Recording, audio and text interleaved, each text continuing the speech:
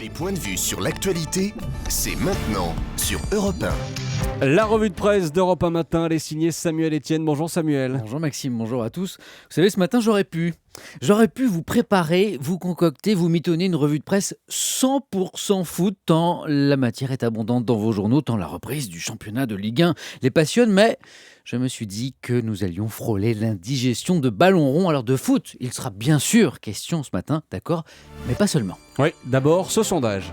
Oui, qu'Émilie Bonneau évoquait à l'instant dans son journal, 78% des Français sont opposés au port du voile à l'université. C'est ce matin le plus gros titre du Figaro. Le journal a commandé ce sondage après la proposition du Haut Conseil à l'intégration d'interdire aux étudiantes musulmanes de porter le voile ou le foulard islamique pendant les cours. Alors, deux informations essentielles ce matin dans le Figaro à ce sujet. D'abord donc, une immense majorité des Français se prononcent pour cette interdiction, tandis que 18% des personnes interrogées se déclarent indifférentes et que seuls 4% des sondés se déclarent favorables au port du voile ou du foulard. La deuxième information, c'est que le ministre de l'Intérieur Manuel Valls, il l'a dit au Figaro, n'est pas contre cette interdiction du voile. Il ne dit pas clairement qu'il est pour, mais il juge digne d'intérêt l'ensemble des propositions du Haut Conseil. Le Figaro relève que nombre d'élus de gauche se déclarent pourtant hostiles à une nouvelle loi, mais le ministre sait pouvoir compter sur le soutien de l'opinion. Rappelons que nous parlons là d'un homme qui, dit-on, pense très fort à Matignon.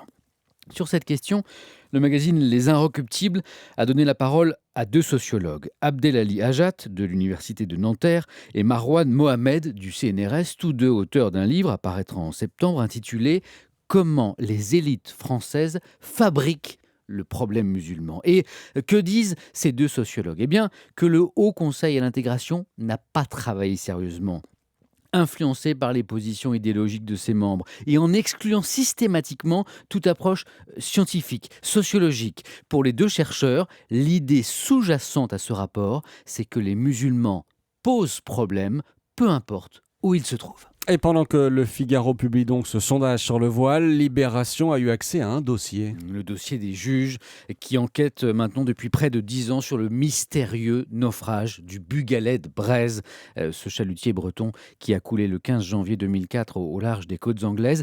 Que dit ce dossier ? Eh bien que la justice s'apprête à prononcer un non-lieu. Un non-lieu malgré les zones d'ombre, malgré les détails troublants pouvant accréditer la thèse du chalutier entraîné par le fond par un sous-marin britannique. L'un des avocats des parties civiles explique « Révéler la vérité, eh bien, ce serait lever le voile sur la bataille navale à laquelle se livrent en permanence les nations propriétaires de sous-marins. Le jeu, c'est de s'espionner, de se filer perpétuellement. Tout le monde a intérêt à ce que tout cela reste secret. Et tant pis pour les familles des victimes. » On va rester en Bretagne, Samuel. Avec cette initiative unique en France, dans 3 maisons de retraite du Finistère, des formations ont été mises en place pour aider le personnel soignant à accepter la sexualité de plus en plus libérée de leurs pensionnaires. L'idée, explique le directeur de ces 3 établissements, c'est de faire comprendre aux professionnels que les désirs, les besoins sexuels ne disparaissent pas à 80 ou 90 ans.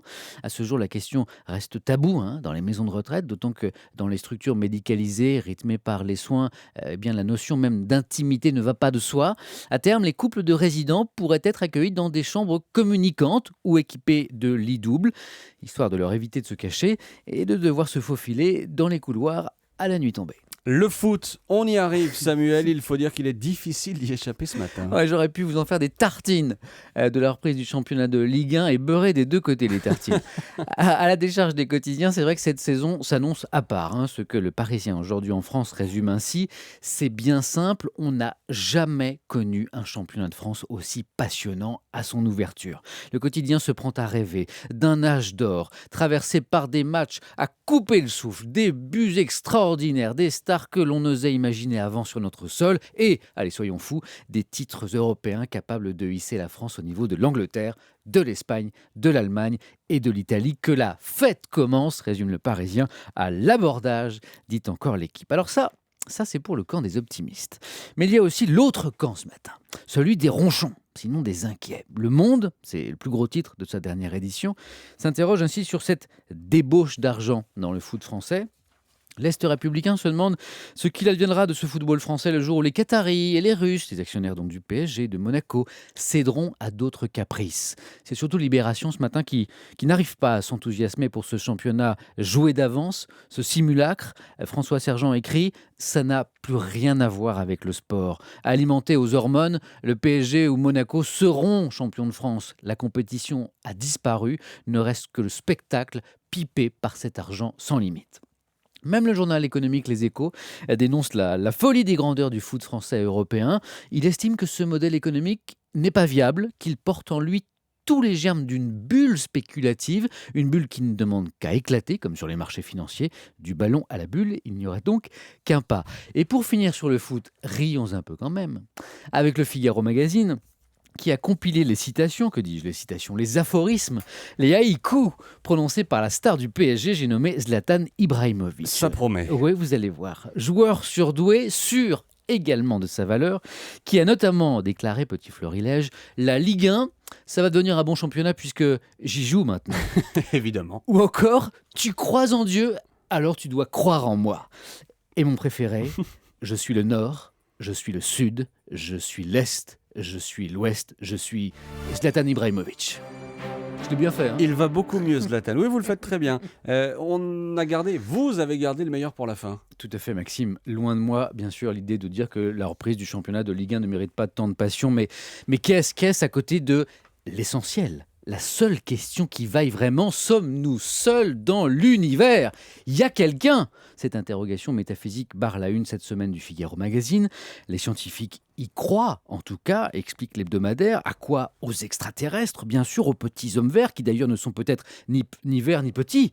Mais le Figaro Magazine se demande quand même, s'ils existent, pourquoi ne nous contactent-ils pas ? Mais oui, pourquoi ? Angoissante question. Alors Maxime, si vous le permettez, j'aimerais en avoir le cœur net. Allez-y. Si un extraterrestre écoute Europe 1 ce matin, qu'il nous contacte, qu'il appelle le standard, nous envoie un mail, un SMS, un tweet, ce qu'il veut, que nous calions une interview pour enfin parler de l'essentiel. Je croise les doigts, lundi matin, moment historique sur Europe 1, un alien dans la matinale de Maxime Switek. Vous savez quoi ? J'ai hâte d'être à lundi. Vous savez quoi, Samuel ? Vous aussi. Je ne bouge pas. Je reste dans ce studio jusqu'à lundi. Je ne veux pas rater ce message extraterrestre. C'était la revue de presse d'Europe 1 matin. Merci, Samuel Etienne.